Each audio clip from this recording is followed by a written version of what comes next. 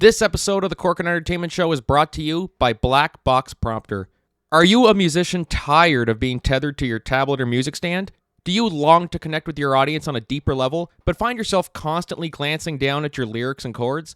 Then I highly recommend Black Box Prompter, the smart and stealthy lyrics and chords teleprompter designed to liberate musicians from the stage clutter. This innovative device is perfect for bands, hobbyists jamming out in the garage, touring pros rocking arenas, and even houses of worship looking to elevate their services.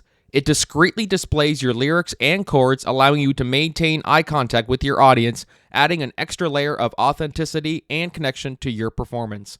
Don't let distractions hold you back. Unleash your full potential and create a more powerful connection with your audience with Black Box Prompter.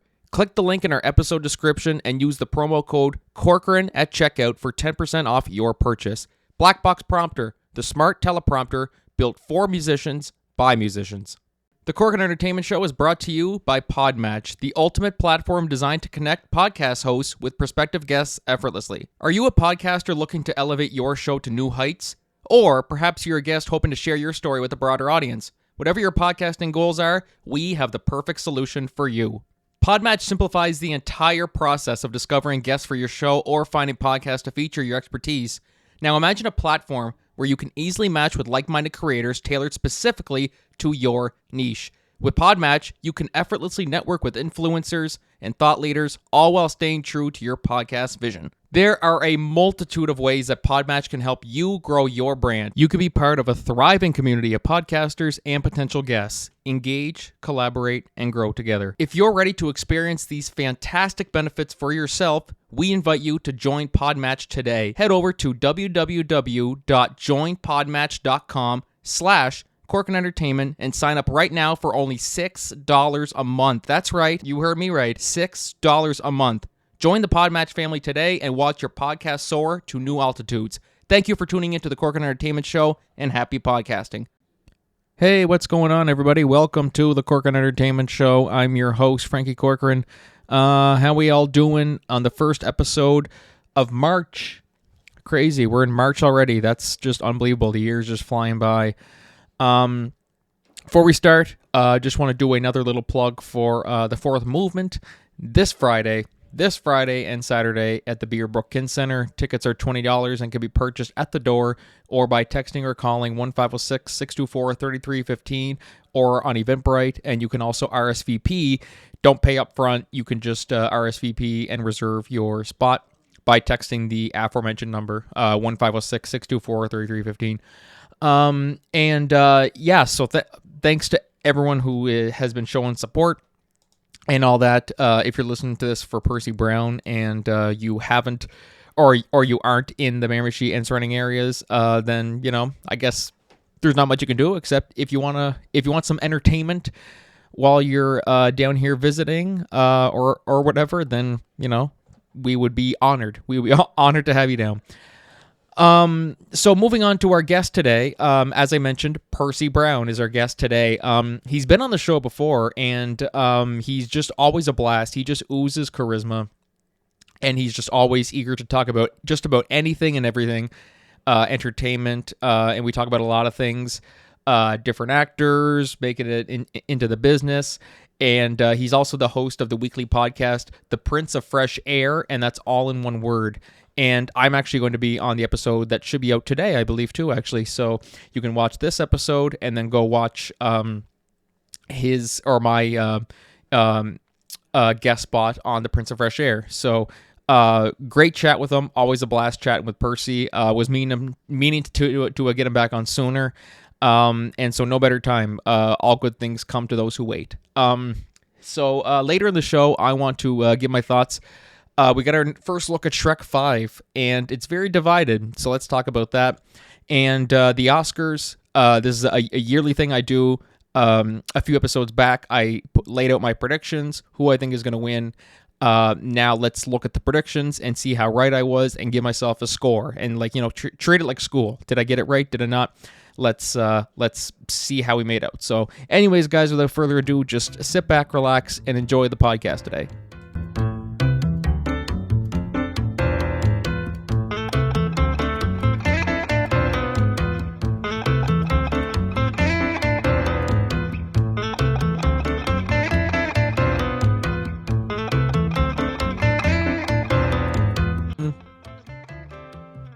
All right, hey, what's going on, everybody? Welcome back to the Corcoran Entertainment Show. I'm your host, Franky Corcoran, and today I am joined by one of the greats, one of the all-time greats, not just in general, but one of the greats of this podcast. He's been on many times. I think this is the third, fourth time, something like that. He hosts the Prince of Fresh Air podcast. It can be found everywhere you listen to your podcasts. Percy Brown. Percy, what's going on? That's a lovely introduction. At this point, at this rate, I'm at to start charging you to be on here. But no, I'm kidding. It's always a pleasure to come on and take a step back from the podcast mic and just let loose, be myself a little bit. I was gonna say because yeah, I said you're not on your microphone today. I was gonna say, I said, what's the deal with that? So technically, I got a new. So this year, 2025, I said I want to start this year off with a bang. So I do have an upgraded mic and all the good stuff. I probably should double check the settings a little bit, but I have the mic in. I just keep it off frame because I watch podcasts and I see people with the mic shotgun in the middle of their face, and so you can't see people's faces. And I have a beautiful face, of course. So. That's good. Don't block that Jason Momoa. That's who you get mistaken for, right? Yeah, let me clarify Be this, clear about this. because people might think I'm trolling. I'm not even joking. So I'm minding my business. I'm working out at the park. I'm walking down the street, got my headphones on, jamming out the Coldplay, and I got little kids, grown women, grown men. Hey, Jason Momoa, that's you? I turn around, and they like, it is you. No, it's not me. I'm Percy, the most charismatic man. What's going on here? And truth be told, I like Jason more. I hope to work with him someday in the future, but I'm better looking than Jason. And some people might disagree, but in the eyes of Percy, I am the man. But that goes off topic. But serious note though, I will say I often get confused with Lil Yachty. If you don't know who he is, just look him up. He's a rapper. Everybody think I look like him for some reason. I'll be at a basketball game. I'll be chilling somewhere, and people ask me for a photo because they think I'm a rapper, and I'm like, no, I'm not him. I'm flattered that people think he looks like me, but no, there's only one most charismatic man. So Yeah, I can see the resemblance. I can see where people say, but Jason Momoa, I didn't see that one coming. That people. I didn't either. I got Tom Cruise before. I got Jason Momoa, The Rock, Dwayne The Rock Johnson. It's just everybody wants to be me, but not everybody can be me, and that's the bottom line. Tom Cruise wants to be you. Um, I mean, doing your own stunts at 60. Do you see yourself doing that? Doing your own stunts when you're 60 years old? 60, man, 85, I'll be flipping off the rooftop. So, 60, look, I like Tom Cruise. What he does in the industry is above reproach and he deserves respect. Because at 60 years old, let's be real, I'm sure he's waking up hurting every day. So for him to be, I think he's 65 now. Tom Cruise is up there. He's like my mom's age. For him to build a career doing that is crazy. I don't know if I'll be doing that at 60, but I hope at 60, I feel like I'm 40. So. Well, look at Harrison Ford. He's like 81, 82, and he just did Captain America 4. And then he also did Indiana Jones 5, where I don't think he was doing his own stunts for that because I No. mean that's one of those things that's okay. He seems like the type of guy where he would want to do his own stunts, but he's too stubborn to. If people say no, Harrison, maybe you should do that, he's just like fuck you, I'm Harrison Ford, like he wouldn't let people talk him down. He seems like that to me, not that I know him or anything, but that's Yeah, he definitely seems like that. I'll give you a little insider scoop on this. And Liam Neeson, everybody knows him from Taken. He touched on this at some point, though, and Tom Cruise is an exception because Tom Cruise has built his own franchise. When you think of Tom Cruise, everybody thinks of Mission Impossible. That's Tom Cruise right there. So even for him at his age, Tom Cruise does get pushback because one little incident, our age, we recover pretty fast. At 60 plus, you're looking at a couple weeks, a few months, depending on the injury. And I think with Harrison Ford and some of these older actors, I do think a lot of studios aren't going to risk them doing their own stuff, especially Marvel. Marvel's notorious, even for people in their mid 30s, who are young and still can do stunts. They're not willing to put money and the future of the project on the line just because somebody ego's too big. So I think yeah, there's a little behind the scenes push pull if you will, pulling back the curtain here. But yeah, I when you get to a certain age, ageism does play a big part, and that's why you see a lot of the older veteran greats, Arnold, Sylvester Stallone. You don't see them doing action movies no more, and then mostly is because one, they can't do it. Two, no studio's going to pay them what they used to, and three, it's just why do you need a 70-year-old flying around cars? No, it's not believable. So, why even try? But if any 70-year-old actor could do it, it's Sylvester Stallone, or so some people could still sell it.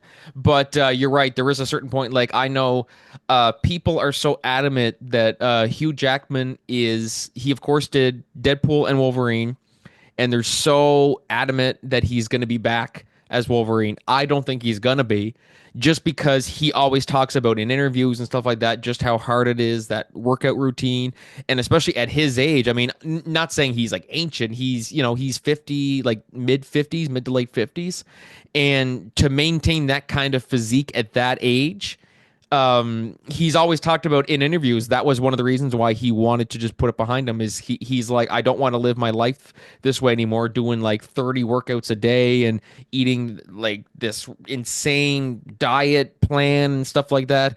I mean, you're how old, Percy? You're, let me guess, 30, mid 30s. Mid 30s? How old are you? I'm in my 20s, man. Are you still in your 20s? Yeah. Jeez. Okay. Well, well, guys, this Wow. this is it. I thought you This were is 30. over. Wrap this up. I thought you were 30. I'm not gonna lie. Yeah, I get that. It's my demeanor. That's all it is. That's what it But is, no, because you're so experienced at this stuff. I'm like, he's I've just. been doing this since I was 14. So I was talking about this the other day. I think I do have youthful fit, like my face is clear and everything. But I think because of my size, people and my demeanor that I'm older. But it's just because you one of the things I learned when I got an agent and manager and stuff is you have to be professional. So I mean, don't get me wrong. When I'm in my everyday life, when I'm hanging out with friends and my brothers and stuff, I act like a goofball. But when if I'm doing my podcast or I'm on somebody else's platform, or if I'm walking down the street, you never know who's watching, and that's one of the things I learned early on in this business. So, yeah, I mean. I get I look like I'm in my 30s quite often. Not as often as I used to when I was heavier, but yeah, it's just because I understand the game. That's I understand this business. I've been doing this since I was 14, and I'm serious about it. This is not a game. I laugh and joke all the time about it, but this is something I've been wanting to do since I was 14. So when I am in my mid 30s, Frankie, nah. He's like, you fucker. Nah, I'm used to it. This, you know what? It's like casting. Sometimes I've gotten called in for dad roles. I never got cast in them, thankfully. But yeah, it's one of those things where it really just depends who looks at you. Because some people say I look like I'm in my 20s. Some people say I look like I'm in my 30s. As long as I got clear skin, I'm athletic, and I can move, I could care less.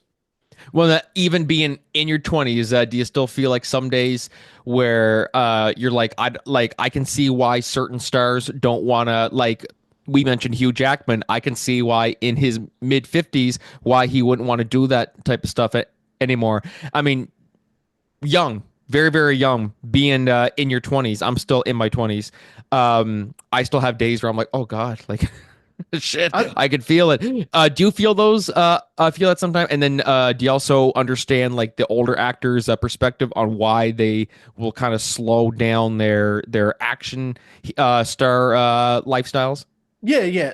First of all, Frankie, I thought you was in your 40s. I'm just kidding. I'm just Son of a bitch. come on, you ain't gonna get me, nah. Yeah, no, fair Um, is fair. yeah, I'm the king of trolling. Age is But just a number. That's what I say. that's what R. Kelly said. But we'll leave that alone. Uh, but yeah, back to topic. Yeah, it's one of those things, and it's easier when you're not in that position to say, "Oh, Hugh Jackman, you turned all his money, the fame, the fortune, the lights, the cameras that come with this." I think when you get older, and I work out, so I go to this park, I go work out in, and I work out with a lot of older people, a lot of people in their late 40s, 50s. And one of the things they always talk about is for them, don't get they still active, but it's not that they look at me like, yo, you the young guy. You should be the one jumping and doing all this stuff. Like this is your time. This for us at this point is maintaining, trying to keep that muscle on and trying to, just stay fluid and athletic. And so I think with Hugh Jackman, I think you get to a point in your career, especially him. He made all that money. He has the fame, he has the fortune. He don't have to work. And it's not like he's a new actor. So for him, when you start getting older, it does get harder, I'm sure. And if you just talk to anybody, I would say over the age of 40, they'll tell you, like, yeah, you wake up and things are just different. You can't eat the same way. You can't recover the same way. You have to take more, LeBron James talks about this all the time. He spends $5 million a year just on his health and his physical fitness because as you get older, you can't just do a hard workout and go to sleep, eat a couple cheeseburgers and call it a day. So I think there's two reasons why Hugh Jackman is probably one of those exceptions. One, he takes a break. So his last movie, I think the Wolverine Deadpool, was what, like, Wolverine. Yep. oh no, no, before that one, the Wolverine, I think, Oh, when he Logan. Logan, Yeah. Logan was what, like 7 years ago, probably around there. I remember So seeing that. It was my senior year of high school, which is crazy to think. I'd be graduated 8 years. So yeah, he would have played Wolverine 8 years ago, before Deadpool and Wolverine, which is crazy to think about. yeah, and so like for him, and Daniel Craig, who plays James Bond, a lot of them talk about this. For him, as he gotten older, those hard workouts, maintaining that strength, maintaining that physique.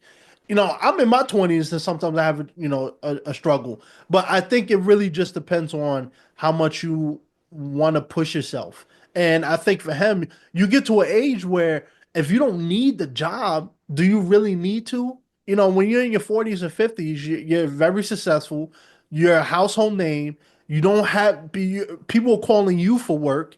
Um, do you need to go in the gym 7 times a week and push yourself that hard? No. But I think for him, taking that break, because after Logan, he said, I'm done. I'm retired. This was it. And he came back. And I think the reason why he came back was one, I'm sure the money was a big part in it. But two, it was probably because they were pitching him a different type of Wolverine. Yeah, he was still the aggressive Wolverine, but he wasn't a Wolverine just walking around with a shirt off the whole movie. So it makes it a little easier to kind of, work around those hard work, grueling workouts. And so, um, but Hugh Jackman is still relatively young compared to when you talk about the Stallones, the Schwarzeneggers, the people in the 80s and 90s who were the superstars in action. These people are in their 70s now, some pushing 80. And when you're Arnold Schwarzenegger 19 in the 1990s and you're doing Terminator and you're in your early mid 30s, you're youthful. Hollywood looks at you like this is top dollar quality right here. You have the physique, you have the prestige of the bodybuilding community. You're well versed, everybody knows who you are, and you can live up to the expectations for these roles. So he could do his own stunts. He can keep up with the workouts. He could keep the nutrition dialed in, and he can be a professional. But Arnold at 75 years old, the muscles aren't there. The youthfulness ain't there. And so, like, yeah, there's certain things they can play around with. I'm sure simple fight choreography scenes they can work their way around. But when you're known for your body and your physicality, as you get older, as we know, you don't keep the same muscle. You don't keep that physique. You either lose the weight or you gain a lot of weight. And so for a lot of them, you know, as an aging veteran actor, studios aren't going to pay you the 25 million that you would have gotten, 25 years ago. So why do it? And second of all, a lot of studios is risk management. So when they're putting multi-million dollars on the line, they rather a young actor because one, you get more movies out of them. Two, they're not such a huge liability. And three, ageism. Let's be real. As you start pushing over 50, the action role started to decline unless you had a career in action. But I would say after 65, yeah, it goes down. And it's just because the actor doesn't want to do it. The studio really don't want to do it.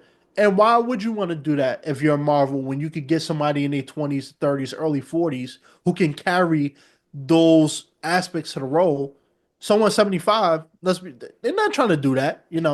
They're in their retirement enjoying life years. So This episode of the Cork and Entertainment Show is brought to you by Taylor Brands. Are you ready to take your brand to the next level? Whether you're launching a new business, scaling your side hustle, or just want to give your existing brand a glow up, then I highly recommend you check out Taylor Brands. Taylor Brands is an all-in-one branding platform that empowers entrepreneurs and creatives like you to express your unique identity online.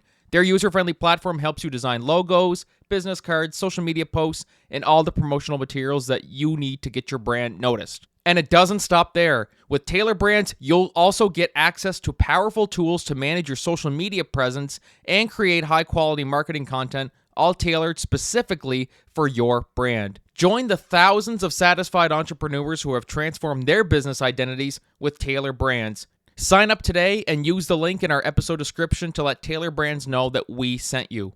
Yeah, and even looking at his workout routines and not just like the exercise, but like the diet, the type of diet that he has to eat and stuff like that.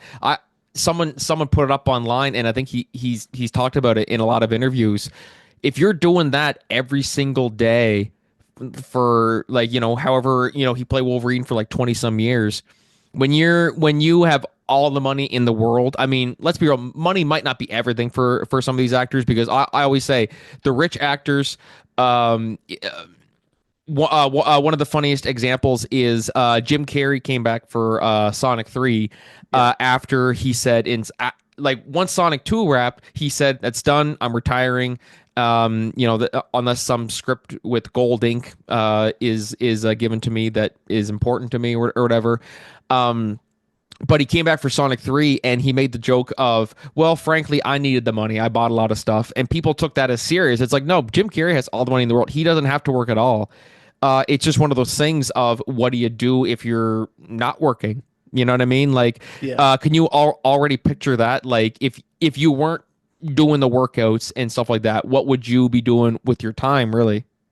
Yeah, that's a good point. And that's why I started my podcast, because you want to keep the juices flowing.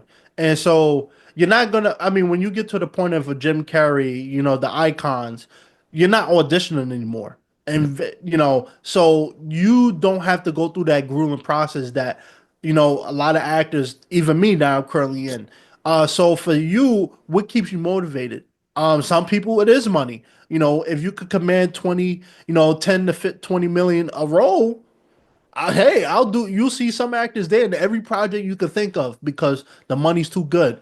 Nicholas Cage effect. People clown him for doing that. But when you get accustomed to a certain lifestyle, certain people, you either a movie star or you're an actor. And Sarah Finn, one of the most well-respected casting directors in this business. If you're an actor, you don't know who she is, go to school, go to class. But she did a interview recently with the Russo brothers, and she was talking about this exact same thing. You could be a movie star, and we know the names. You'll know who I'm talking about. The people who play themselves all the time in every movie. They're never acting. They're just playing themselves. Dwayne the Rock Johnson. But but then you got the actors, the Will Smiths, the Denzels, the Meryl Streeps, the Viola Davises, the Daniel Day Lewises, Samuel Jacksons, who love the craft. And don't get me wrong, they're not doing this for free, but they love pushing themselves. They love this business and they love acting. So, for me, everything I do is eat, sleep, breathe acting. I know it's an unhealthy obsession, but sometimes if you want to be the greatest or the best at what you want to do, you have to obsess over it. Kobe Bryant said it best. While everybody else sleeping, I'm training. While everybody else at the club, I'm in the gym. When everybody else is having a good time on vacation, I'm putting to work on the basketball court. And so for me, I look at everything as learning. I'm watching YouTube videos, I'm studying, I'm taking classes, I'm helping other people with self tapes. When I'm doing my self tapes, I ask for feedback and criticism. I'm always finding little things, even a podcast. Everything for me, I look at is what can I learn to better my craft and better me as a performer. So I think, for some people, it just depends. For me, I don't love acting for the money, but I'm also getting to that point where I'm not doing student films anymore for free. I've done I've been there, done that. I'm not here to, make $200 a day, because I have people behind in my corner who needs to get paid too. And I want to be a working actor. I want to be somebody who makes his money doing that and then has the time and the resource to do other things. And so that's why, like for me, in 2020, when I was living in LA, everybody was sitting at home. I had no direction. I was, vaping, playing video games all day. I said, I got to do something with myself. And so the podcast was something for me to be creative and have my own vision and have my own thing. So when I'm not in front of the camera acting, I'm still in front of the camera, but I'm doing something else that's performative. And so I think for me, what keeps me motivated is having hobbies, and always just thinking about the end goal. I always think about 5 years, 10 years from now, where I want to be. And so when I'm working out, I'm not just working out just to have fun. I'm working out with a goal in mind. Hey, if I get this role that's shooting in April, I want to make sure I'm ready. So when they put me through training camp and I have to work with a fitness instructor, whatever, I'm not coming in off the couch as a amateur. I'm a professional. This is what I want to do. And when I get that call, I got to be ready. There's no excuses. So that's how I look at it. But everybody's different. Some people just chase the money and the glory. I kind of already have the glory, the hair, the good looks, Jason Momoa. I'm nipping on your heels, but I'm just an average guy, trying to make his name in the entertainment industry. I wonder what Jason Momoa would say if he ever met you. Holy crap! I'm looking in the mirror. Like, Yeah. Well, first of all, he stole my role as Lobo, so that's already a strike against him. And then he took Aquaman, although he could have had that because I'm not exactly walking around with washboard ass myself. But I know if I got a couple months, I'll be right there. But Jason, I don't hate you. You just taking my roles. That's all it is. That's all it is. and it's a competitive industry too. That's a huge thing too. How do you kind of deal with just because I mean some people say, "Oh, it's not really competitive." No, it is very competitive. I mean, there are lots of industry. I mean, so many industries out there of different types of work, but the arts and movies and stuff like that and TV are very competitive because there's only one person can get the role, but there's like 300 people who want it, and that's just part of it. How do you kind of deal with that, and maybe some rejection, stuff like that? How do you kind of deal with that, and how do you not let it bring you down? That's a huge thing that people always I talk about it a lot, is that rejection just makes you stronger. So how do you stand on that? Yeah, that's a really good question. Let me say, I enjoy having conversations with you because it goes away from just the podcast and my aspirations. Like we talking about something that's very passionate to me, and so like for me, I'll tell you this, and we was talking about this off camera. I'm not gonna get too much in detail because nothing is set in stone. But the last two auditions, my manager got me in, and I'm very very grateful because I remember, like I said, 4 years ago, LA, I was struggling. I was trying to figure out how I was going to get these opportunities that a lot of my friends were getting. And the last two auditions I got were from major movies. Like I told you, multi-million. So this is ball game time, and so I can share this part now. But September, I got my manager sent me. I'm all clogged up. Excuse me, Jason Momoa. I smell you coming. Uh, so I actually auditioned for Happy Gilmore too. For a supporting role in that. I didn't get it. But that was the turning point for me when I saw the opportunities are starting to come in. Okay, We're working, we're getting there. And so the last two opportunities I got were life-changing opportunities. Now, whether I get them or not, it's not up to me, but it really made my motivation just even higher. And part of this industry is rejection. It's 99% rejection. There's roles I've been out that I'm like, yo, I'm dead right for this role. And I didn't get it. I went out for auditions and I'm like, why am I even auditioning for this? I don't think I fit what they're looking for. And I get casted. Um, the truth be told, it is very competitive. And for me, I don't look at it as a competition because I'm always glad to see other people win. And like I was talking to this about my buddy, when he had no manager and representation, I got him with my manager. And one of the things we always talk about is competition. And she broke it down to him like this. Okay, you're both minorities, but y'all don't look alike. So I'm not going to submit you for the same things. And so for me, when I have no problem helping other people because other people in my life has helped me at certain points in my life when I was struggling. And so, um, yeah, it's a competition. Like, yeah, don't get me wrong. When I get in that room, I'm tearing it up. I deserve that role. But at the end of the day, we as actors don't make that call. We got studios, we got directors, producers, the heads of, Marvel, whatever. There's a lot of people with their own opinions and stuff. And the best thing to go about it is something I learned early in acting classes. Audition, then move on. Now, I say that as a month later, I'm still thinking about it, but I don't let that impede on anything else that I got coming. And so, it is very competitive. Unfortunately, a lot of people don't share that same sentiment, especially if you go to LA.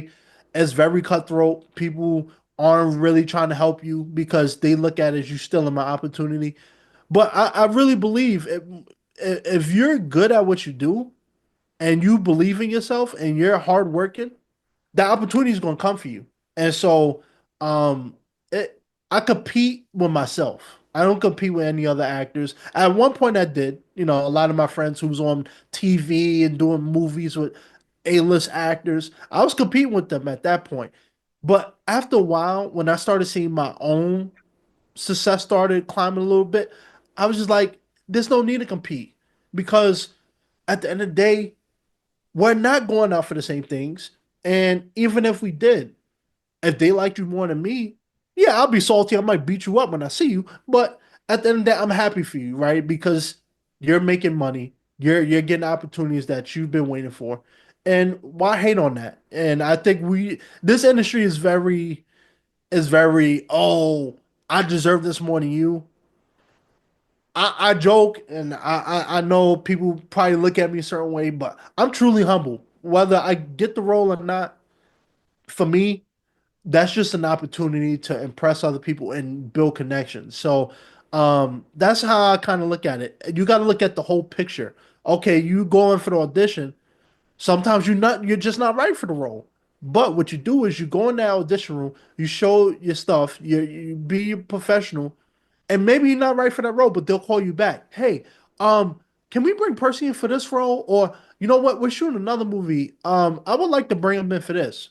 And that's how it goes. But again, a lot of people don't think like that. And like I said, I've been doing this since I was 14. So it takes a while to get in that mindset. But when you get to that mindset and when you start seeing the things that you envision, it makes it easier to kind of put it all together. No, exact, and it also helps too when you put yourself in other people's shoes and think, okay, like you get a part that somebody wants, and that other person might be disappointed. You're still able to look at that other person, go like, I was there before, and then vice versa. So you always kind of end up sympathizing with other people through your experiences who are going through what you're going through. They just got rejected. Yep, so did I. But it's just keep on working, and the parts will find you. That's something our friend of the podcast here, Matt Drago. If you're listening to this, he said the roles will find you. If you're truly right for it, they will come to you. And so that's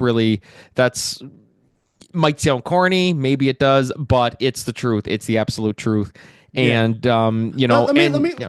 Yeah, let me say this too. And I'm one of those people I say don't follow everybody else's path. But one of the things I like to tell people is look at your favorite actors. Look at some of the biggest movie stars, actor, whatever industry you in. But look at their story. Now, your story is not going to be the same. Everybody's going to have different paths.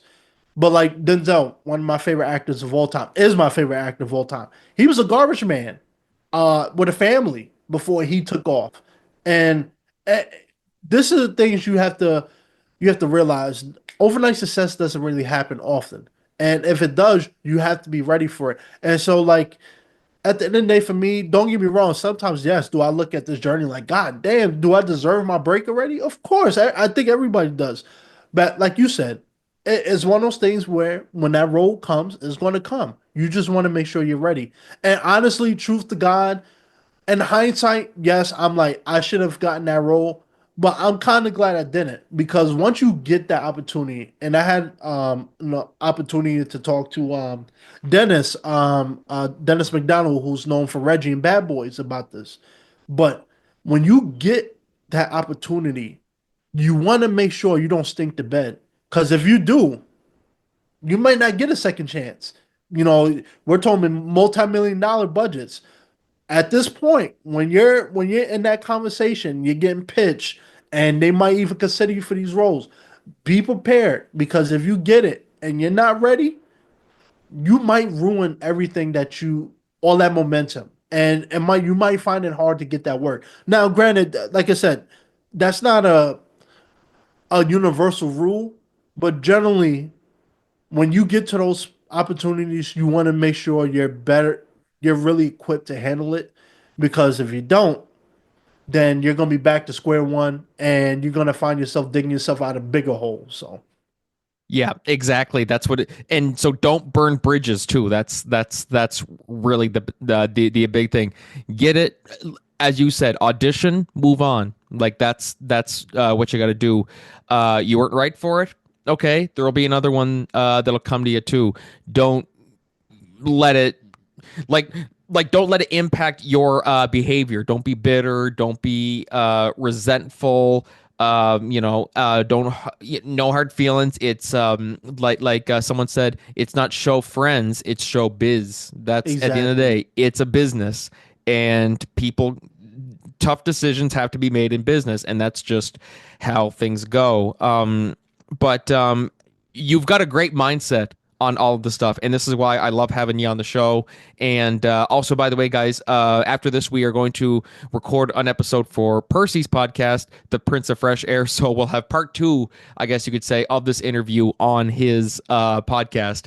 But like, this is why I always love chatting with you too, is because you have such a good mindset. You're positive, but you know the risks that showbiz, the risks that you take in show business. That's just part of it. And it's how you deal with it. It's how you overcome it. It's how you grow from it, really. And so, thank you again for coming on the show today. What can you tell people in terms of like where to find you? Maybe I know there's some projects that you can't talk about or anything like that, but anything that we can look forward to seeing you in aside from your podcast, maybe?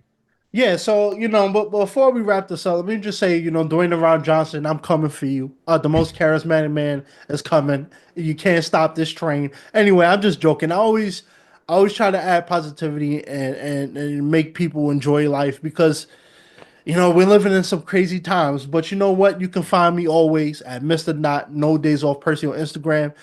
Honestly, I'm gonna be a little self-centered here. Just Google the Prince of Fresh Air. Google Percy Brown actor. You'll find all my stuff, all my interviews, articles to magazines that I've been able to do, and yeah, I got some things cooking. We're working hard. Nothing set in stone. And one thing you learn in this business, until the ink dries, you don't say nothing. So I'll leave it at that. A lot of great opportunities coming. Very grateful to my manager, and my team for always getting me the roles that I envision. And if then you take anything away from this, Jason Momoa, I'm coming for you. You're coming for all of them. Jason I'm coming for Momoa, all of them. Dwayne The Rock Johnson, Hugh Jackman. Chris They all better watch out. Hemsworth, Chris Evans, Robert Downey. I'm coming for all y'all. Tom Holland. I'm coming for you. I'm You'll be coming for Doctor you. Doom instead of Robert Downey Jr. in the new Avengers movie. Nah, I'm going. No, you know what? Nah, I gotta get something with my hair. Like this is the money maker right here. You know, I'll be honest. I gotta do something that involves it. I'm st Some people said I should probably try Static Shock. I don't know. We'll see. I'm open to Marvel or DC. Whoever comes calling and the role seems right. I'm with it. Yeah, that's it. That's it exactly. And the roles will find you. And if they don't find you, then I'll they're find lost. it. Yeah, I'll you'll find. find it. If they Yeah. don't find you, Percy will find it. That's so good. Percy, thank you so much for coming on the show today. Always a blast. You just ooze charisma, and this definitely won't be the last one. I mean, we're doing your podcast as well too. So, thank you again for letting us feel the enthusiasm and charisma and passion that you have for what you do. And yeah, so definitely best of luck in everything that you do. Yeah, thank you, Frankie. You've been awesome. I should have plugged this before. It just came to my mind. It slipped. I do have a commercial that should be coming out soon with Google. That was amazing project I shot last summer. Keep a lookout on your TV screen, your YouTubes, your social media. You might see this beautiful, wonderful face. And if you don't worry. I got you covered. I'll be posting it probably sometime soon. But Frankie's always been a pleasure, man. And I like doing this because people I think some people might look at me as big time or I'm full of myself or whatever. And doing things like this just shows and humbles me, but also shows people I'm just an average guy like you.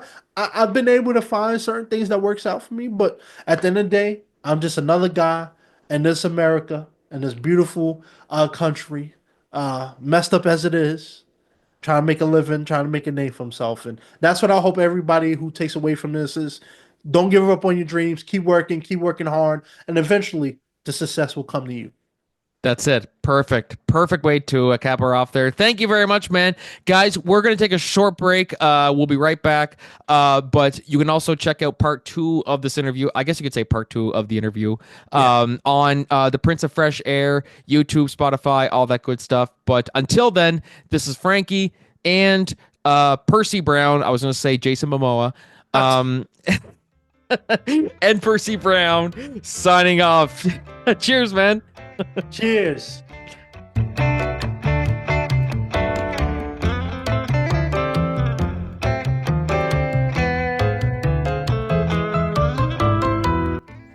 Hey, what's going on, everybody? Welcome back to the Cork and Entertainment Show. That was me and Percy Brown.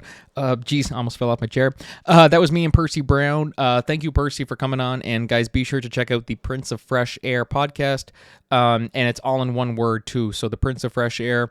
Find it on Spotify, Apple Podcasts, YouTube, wherever you listen to your podcast set. And thank you, Percy. Always a blast chatting with you. And we'll definitely do it again. So, yeah, so moving on to the solo segments today, we have two loaded ones. So the first one that I want to talk about is a movie that I've been giving lots of praise already, even though we haven't even, it's nowhere near to be released. It's coming out in December 2026. So we got our first look, Universal DreamWorks put out a first look at Shrek 5, which basically, it was just like a 30-second thing. I honestly don't even think this clip is even in the movie. I really don't think it is. I think this is just what they were doing to kind of announce who's in the cast. So, of course, we have Zendaya playing Shrek's daughter, which is, really, really good. If you're going to pick someone to do it, Zendaya is one of the biggest stars in the world right now. I think it's kind of a no-brainer that you would get her on board for this. But looking at this footage, I mean, really, there's not really a whole lot to say about it in regard to it's our first look at Shrek 5 and what it's going to look like and this and that. But the the thing that has been dividing people is, let's just talk about it, the design. The design does not look like it did before. Now, here's the thing. Something we should keep in mind, too, is had this been the first ever Shrek movie they ever released, this would be okay. Nostalgia plays a huge factor into this movie. Let's be honest here. They're not making a Shrek 5 to bring in new audiences and this and that. They're bringing it back for the people who grew up with it and stuff like that. Let's be real. I think that's the only reason they're doing it. Because it's still popular and people still, it's still a cultural global phenomenon all these years later. So that's really why they're making it. Let's just address that, and be honest with that up front, that's the reason why they're making this movie. They ended it with the fourth one. They didn't have to make this one. They probably didn't intend to make a fifth one, but here we are. So yeah, basically, yeah, that's the first thing to keep in mind, is that had this been released, or had this been the first ever Shrek movie, it would have looked fine. Like, this would have been like, okay, that's our character, and that's Shrek, and that's Donkey, whatever. But they updated them, and let's just say it, they don't look like they did. I'm not saying it looks bad. I kind of had some time to sit on it for a second, too. It doesn't look like it used to, And I think, there's multiple ways to look at it, too. There is, of course, the it looks terrible, this and that, they look ugly, blah, blah, blah. Well, let's be real, all the characters look ugly. Like, in this, the ogres, they're not going to look like, models or anything like that, So that's one thing to keep in mind. But the other thing I want to keep in mind, too, is, as I said, they're making this for the nostalgia. They're making this because Shrek is a cultural phenomenon and it can make money. I straight up say this will be a $1 billion film. I really do think it's going to be a $1 billion film. I kind of have my doubts. I'll be honest. Seeing this design and the reactions to it, I'm starting to think that maybe this won't be a $1 billion film. I still think it's going to. If I had to lean more on which side, I would lean more of, I think it's going to hit $1 billion. But I can see the argument of why it wouldn't now, because of the reaction to this design. Now, I'm seeing lots of people who are comparing this to the Sonic the Hedgehog thing, and they think if we can bully the studios that they'll change it and this and that.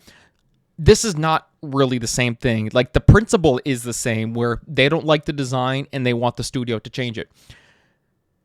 The Sonic the Hedgehog one, that didn't look like Sonic at all. That did not look like Sonic at all. And I'll admit, I was wrong when I said no matter what they do, the design's going to look bad. Like, no matter what they do, it's going to look bad. And I was wrong. The design turned out perfect. Like, just picturing Sonic in a live action environment, I said, okay, no matter what they do, it's going to look ridiculous and this and that. But in this one, Shrek still looks like Shrek. Donkey still looks like Donkey. Fiona still looks like Fiona. Pinocchio still looks like Pinocchio. So that's why I get why people say it's the same thing, but in reality, when you look at it, it's actually not quite the same thing, because at least Shrek, you see that and go, yep, that's what Shrek would look like, right? Like, that's clearly Shrek. But then you look at the ugly Sonic, you're like, why did they ever approve of that? Like, that's just ridiculous. So my thoughts on it, do I like the design? No, I don't like how it looks. Am I all for let's bully the studios into changing it? No. Like, I think, it's one of those things where, remember how critical people were of Chris Pratt's Mario after 30 seconds? Like a brief 30-second a snippet of him in a trailer. People immediately judged it. Let's wait and see it. Let's wait and see more. Like, this is our first look. Do I think they're gonna change it? I don't think they are. I really don't. I mean, they got time to change it, I guess, because, I mean, we're in March 2025. It's not coming out till December 2026. So, in reality, yes, they could. They very well could, in that time frame, change it now. But I just don't see them doing that at all. I very well could be wrong. Absolutely, they could announce tomorrow that, hey, we heard all the responses and the backlash. We're going to change the design of Shrek. Just to please the fans, because we want this movie to be successful. So I'm gonna leave this up for a poll on here. Will they change the Shrek design? Or no, sorry, I'm gonna change it. Does the Shrek design look good in Shrek 5? Does Shrek 5, the new design, look good? Definitely be sure to vote on that and just see where we all stand, because like the nostalgia is the big thing. I think personally, I'm still gonna watch Shrek 5. I'm still gonna be excited to see it and this and that. But I would be more excited if they did go back to the original one. Like, that's just me.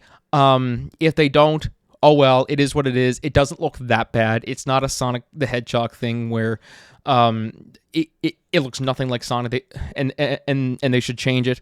I think do what they got to do. I just think no matter what, people are just going to be happy to see Shrek. Let's be real here. If Shrek 5 is good, like when it comes out and it's really, really good, let's say it tops the first two Shrek movies, which I think are the two best in the series, then I think people will just put aside the thing like, okay, the design might not look like it should, but hey, it's the movie was good, so it kind of made up for it. It's just, this is a new world we're living in. This is the new generation, this and that. So obviously it might not look verbatim what it was. So I think we should cut him some slack. But anyways, guys, be sure to let me know your thoughts on that. And so enough rambling about Shrek and all that stuff. Let's move on to one of the big ones today. I guess two things were very big, but this is a big one because it's game day. This is game day, Super Bowl. This is the Super Bowl for movie fans. The Oscars just happened. So I didn't watch the whole show. I used to watch the whole thing, but it just got so long and dragged out that I'm just like, okay, why am I even bothering watching the whole thing? So I watched clips and stuff like that. Conan O'Brien, I'm just gonna say he better be hosting it next year because he was phenomenal as a host. I knew he was gonna be. They said he was gonna be the host, and I said there's no better person to host it. And I think my favorite Oscars host personally was Seth MacFarlane. I thought was the best host. I know that was a mix, but I mean Billy Crystal. That's a tough mantle to claim. But Seth MacFarlane, I think I wanted to see him come back. He was mixed on people. People didn't like him, but I thought he was a great host. But for Conan, I think easily Conan's the best host now of the Oscars. Just so funny and everything. And yeah, that's my thoughts on that. I hope he's there next year. I really, really, really do. So yeah, I do this every year. When the Oscar nominations are announced, I kind of go through every one of the categories and I leave my predictions on who is going to win what. And well, let's see how right I was and how wrong I was. You guys can feel free to go back a few episodes prior. This was sometime in February. I can't remember exactly when, but I'm on record making these predictions, and I even marked them down here. I got notes. You hear that? So let's take a look here. All right. So for Best Picture, I voted for I'm gonna get my pen here just so I can give my little score at the end. All right. So we have I voted for Conclave. Honora won. So that was no. I lost that one. Best Director, I voted for Jacques Audiard for Audiard, I think I said it, for Amelia Perez, but Sean Baker won for Honora. Best Actor, I was pretty certain. I thought it was going to be Timothée Chalamet. No, it was Adrian Brody, so I lost that one too. Best Actress, I voted for Demi Moore for The Substance, and it went to Mikey Madison for Honora. Jeez. Best Supporting Actor. Okay, here's one that I actually got right. I voted for Kieran Culkin for A Real Pain, and he did. I just knew. I said he's sweeping all the awards and this and that. He's a great actor. He's on Broadway now. I just think he's just going to continue to sweep the awards, and he clearly did. Next up, Best Supporting or Best Actress. Jesus, what am I reading? Oh yeah, here we go. Best Support. I don't know what I'm reading here. I'm all of them mixed up here. Best Actress in a Supporting Role. I voted for Ariana Grande for Wicked, but Zoe Saldana won for Amelia Perez. Best Original Screenplay. I voted for A Real Pain by Jesse Eisenberg, but no, it went to Honora Sean Baker. Jeez, I'm sucking right now. Actually, no, maybe I'm not. Best adapted screenplay, Conclave. I did win that one. Yay! There, I won that one. So best animated feature film, I voted for Inside Out 2, and it went to Flow. So that one was a no. Best best production design for Wicked, I won that one too. Best cinematography, I voted for Amelia Perez, and I was wrong, and The Brutalist won that one. Best costume design went to Wicked, of course. I voted for Gladiator 2. Oh, what do we got here? Best film editing. I'm on a different site that I used. Anora won. Anora for Sean Baker for film editing. I voted for Conclave. Best makeup and hairstyling was The Substance won that, and I voted for Wicked. Son of a bitch. Let me see here. Best sound, Dune Part 2 won, and I voted for A Complete Unknown. Son of a bitch. Best visual effects, I voted for Dune Part 2, and I got that one right. Yay! I finally got one right.